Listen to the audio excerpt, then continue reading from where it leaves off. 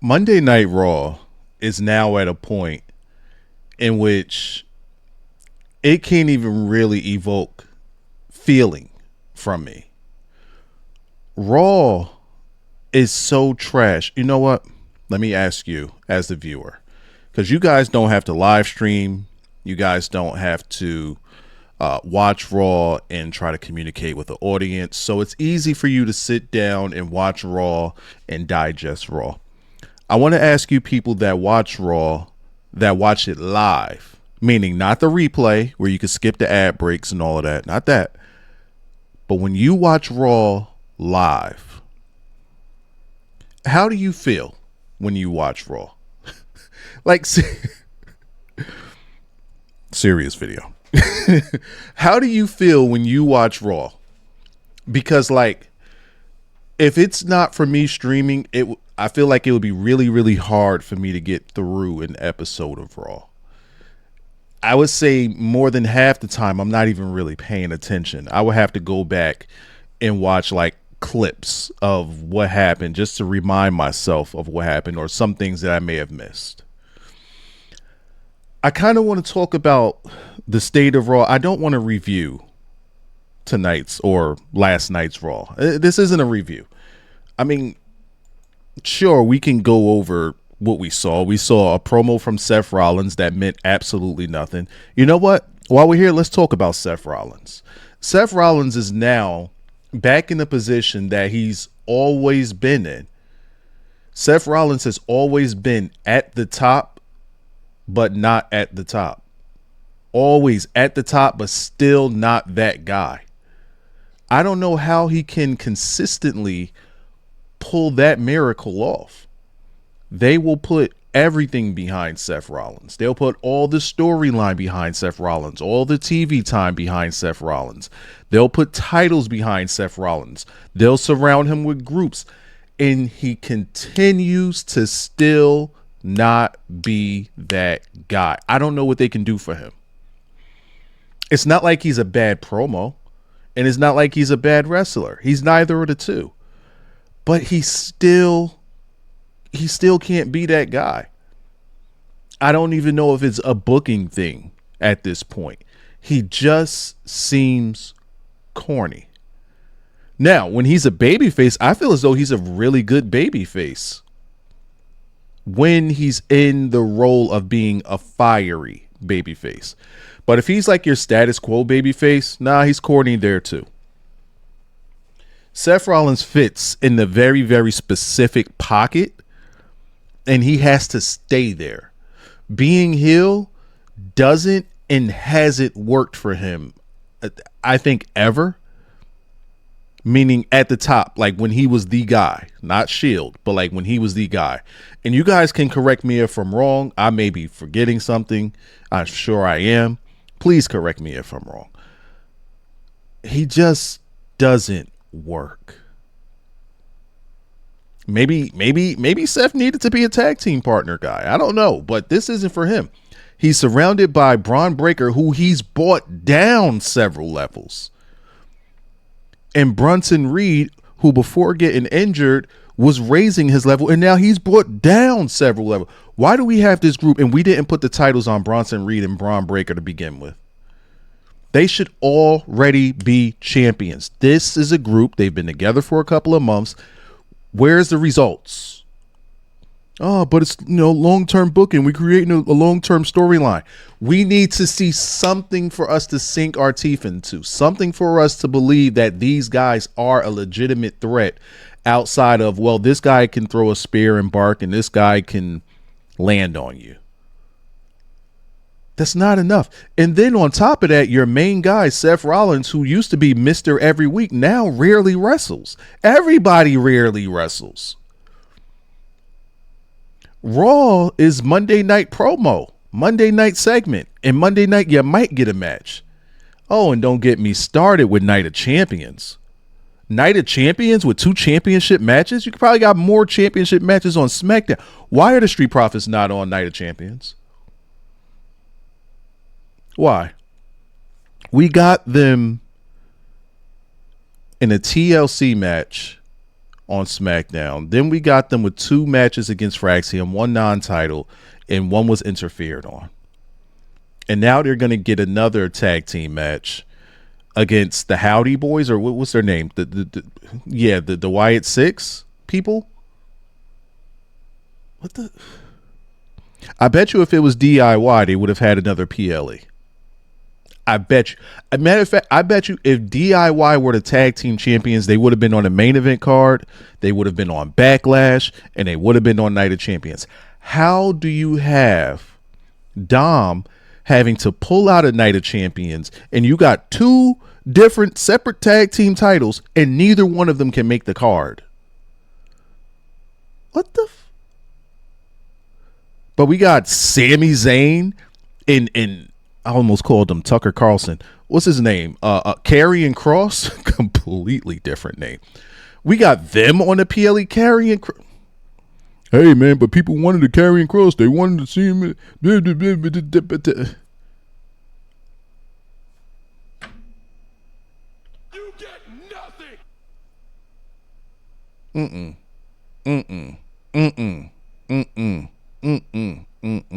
I understand casualties, but this is beyond that. How do the Street Profits continue to get nothing? New Day? Well, lack of challengers, but I digress. Bronson Reed, I almost called him Braun Strowman.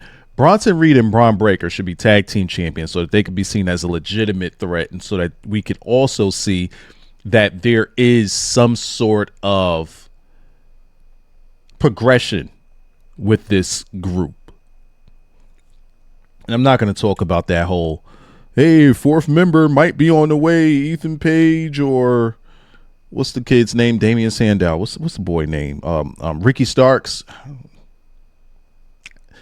You're just going to, Ethan Page would be a good fit for that. I honestly think that Ethan Page would be a better fit for the Seth Rollins current role than Seth Rollins.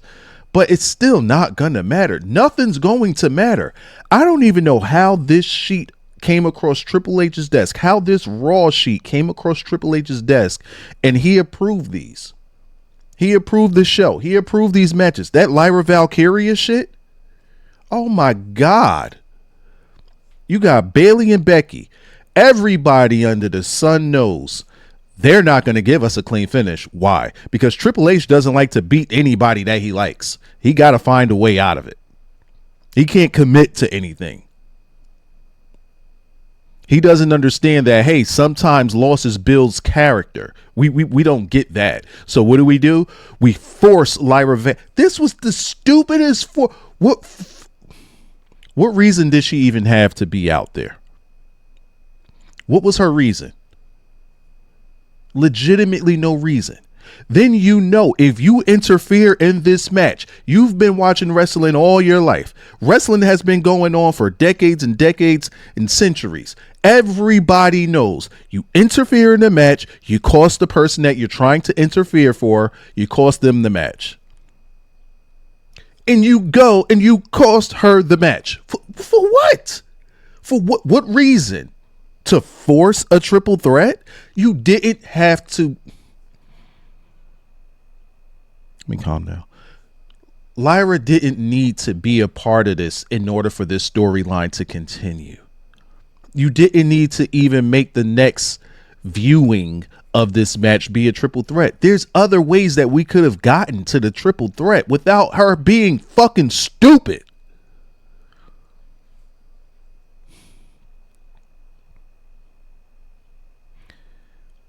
Who slid that across Triple H's desk? And how in the world did Triple H say, you know what?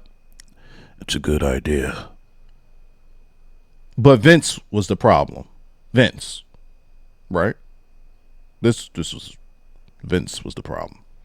Because only Vince can book bad wrestling, right? Triple H was going to come and save everything.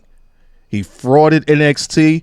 He frauded when he got onto the main roster as the main guy once what's the boy name? Once Vince stepped down, now Triple H is the man. He could book the shows. He's creative, CEO, RESP, all of these letters. And we all have faith. Hell, he fooled me. He fooled me. Until he started pushing Cody. Oh my God. Once that happened, off the train I went. I got out of there. What else did we get? Oh, Goldberg. Pfft, I'm fighting because Gunther disrespected my family 8 months ago. All right. So where you been all this time? Where you been? If it's on my last legs, I will still get in that ring. If I can still get in that ring, I'm going to fight. We don't believe you. You need more people. You had all the time in the world to approach Big Goon, and you did. Here's what you. We're back to getting nothing. We're back to it. Hold on, let me put this in my ears. There we go. Then we got a Goon promo, which was actually a really good promo, letting everybody know this is going to be the end of this dude as y'all ever have known him. This is the end. Say goodbye.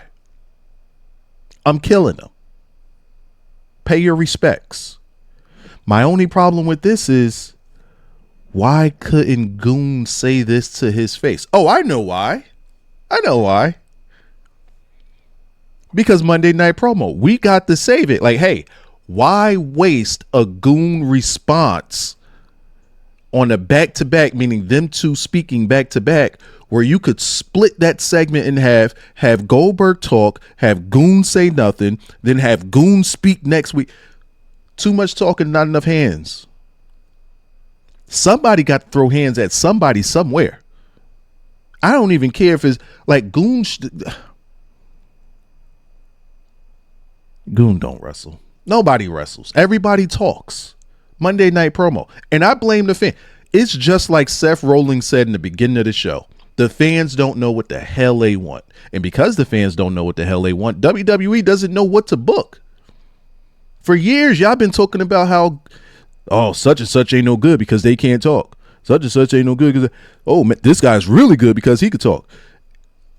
We need more promos. Now you got a show full of promos.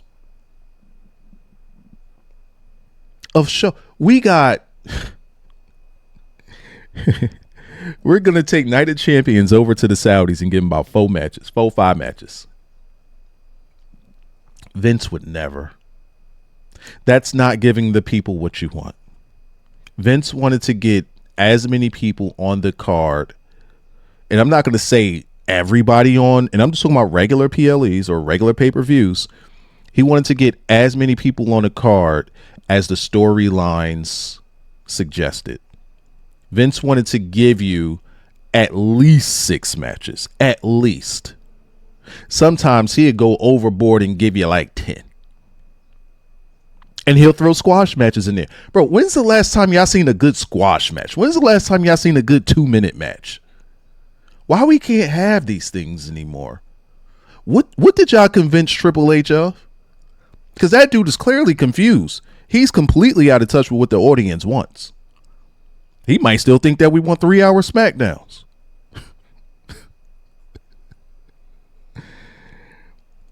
It's embarrassing how bad and how fast this company has gotten. Like this fall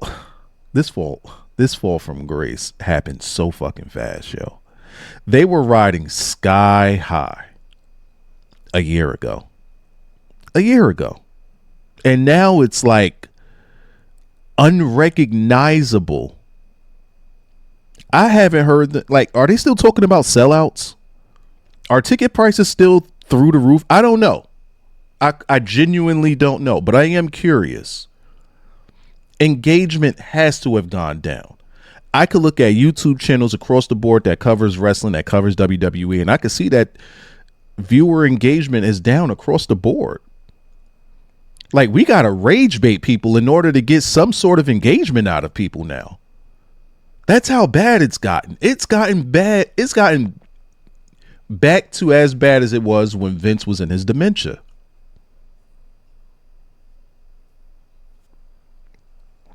And that's that does no good for anybody.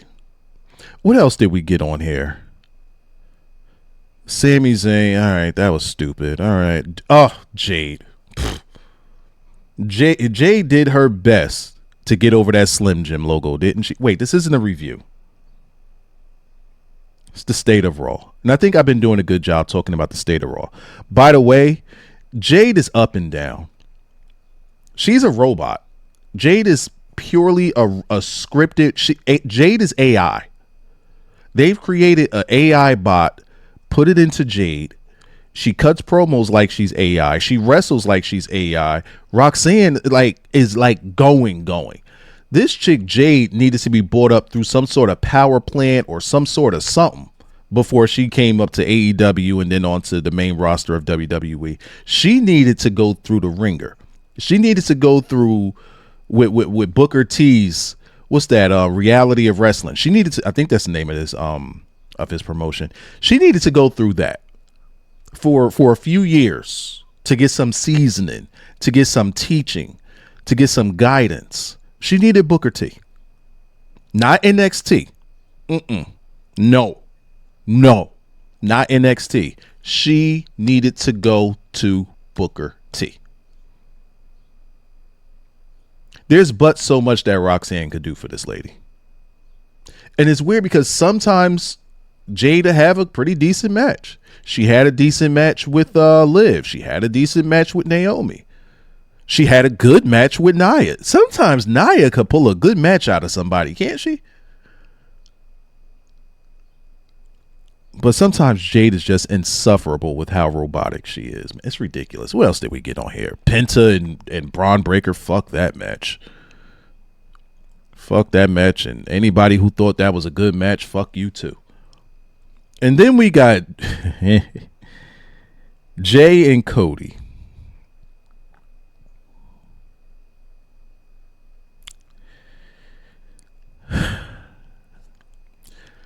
We got Rhea. We got a Rhea and Raquel Rodriguez, face off where Rhea got put through the table. I'm happy for that.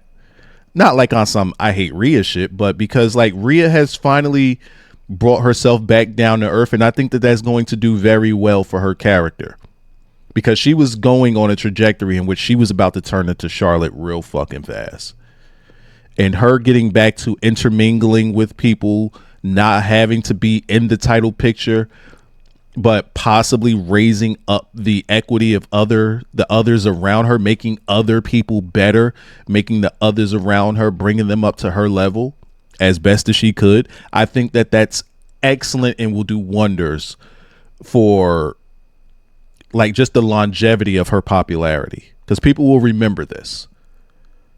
Because we were really getting to that point where it was like Rhea title, Rhea going for the. It was Charlotte.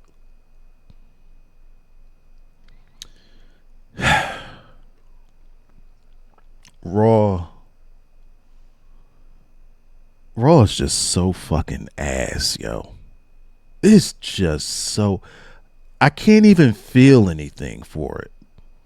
I can't even come on here and crash out because I don't feel anything. I can't come on here angry or upset or no. I just don't feel like. I feel like it's a waste of time.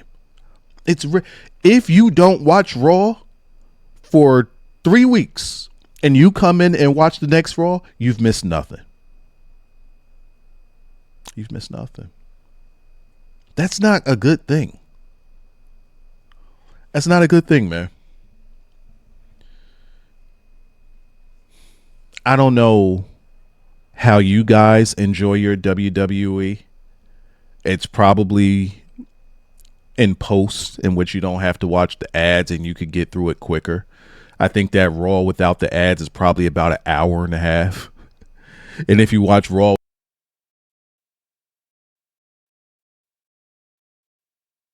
fuck that! Clear, guys. Fuck that! You shut your mouth.